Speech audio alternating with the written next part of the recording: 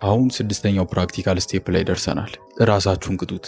ዓለማችን ላይ ትልቁ ኢነርጂ ያለው ሴክስ ላይ ነው። ሁሉም ሰው የሴክስ ኢነርጂውን ወደ መሬት አውርጎ ሌላ ነገር ላይ ቢያውለው ወይም ስራ ላይ ቢያውለው በጣም ትልቅ ለውጥ ማምጣት ይችላል። አሁን ላይ ሲማናቸውን ሪቴን አድርገው ረጅም ጊዜ ስፐርማቸውን ከሰውነታቸው ሳያስወግዱ ረጅም ጊዜ ቆዩ ሰዎች ብዙ የሴክስ ፍላጎት አላቸው። እነዚህ ሰዎች ራሳቸውን ኮንትሮል አድርገው ነው እንጂ ብዙ ፍላጎት አላቸው። ግን ያንን ፍላጎታቸው ስራ ላይ ካውሉት በጣም ትልቅ ስኬት ላይ እንደሚደርሱ ያሳያሉ። ስለዚህ አንተ ይሄ ስሜት ሲመጣብህ ሴጋ አድርግ፣ ፖርኒ፣ ሴክስ አድርግ ሚል ስሜት አይምሮ ላይ ሲመጣ ያንን ኢነርጂ ስራ ላይ የማዋል ልምድ ቢውልድ አድርግ። ስራ ላይ ባትዋውለው ራሱ ራስህን ቅጠው። እንዴት ነው የምትቀጠው?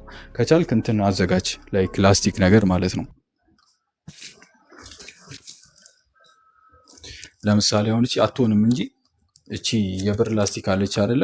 ልክ አይምሯችሁ ላይ የፖርን የዜጋ የሴክስ አርጁ ሲመጣባችሁ ወይም ደግሞ ፍላጎቱ ሲመጣባችሁ ምን ታደርጋላችሁ? ፕላስቲካችሁን ልጥጥ አድርጋችሁ ራሳችሁን ትቀጡታላችሁ። ልክ ሰውነታችሁ ያንን መቃጠል ስሜት ሴንስ ሲያደርገው ይህ ሀሳብ ከአይምሯችሁ ይወገዳል ማለት ነው።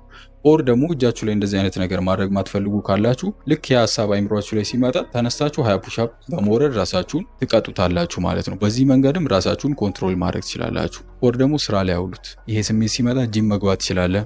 ይሄ ስሜት ሲመጣ ላይብረሪ ገብተህ ማንበብ ትችላለህ። ይሄ ስሜት ሲመጣ የሆነ ሪሰርች ስራ። ይሄን ነገር ኮንትሮል ያደረገው ይህንን ስሜትን ደግሞ ስራ ላይ ከዋልከው እንደነገርኩ ነው በጣም ትልቁ ኢነርጂ ያለው ሴክስ ላይ ነው። ገብተህ ሰርች ማድረግ ትችላለህ። ወንድ ልጅ የሴክስ ፍላጎቱን የሴክስ ኢነርጂውን ሌላ ስራ ላይ ካዋለው በጣም ትልቅ ስኬታማ መሆን ይችላል። በጣም ውጤታማ ይሆናል። አንተ ስፐርም ሴልህን እዛ ዌስት ከምታደርገው ውስጥ ላይ ይዘው ኢነርጂ ቡስት እንዲሆን ቴስቶስትሮን እንዲጨምር አድርገህ ሌላ ነገር ላይ ማዋል ከቻል ትልቅ ለውጥ ማምጣት ትችላለህ ማለት ነው።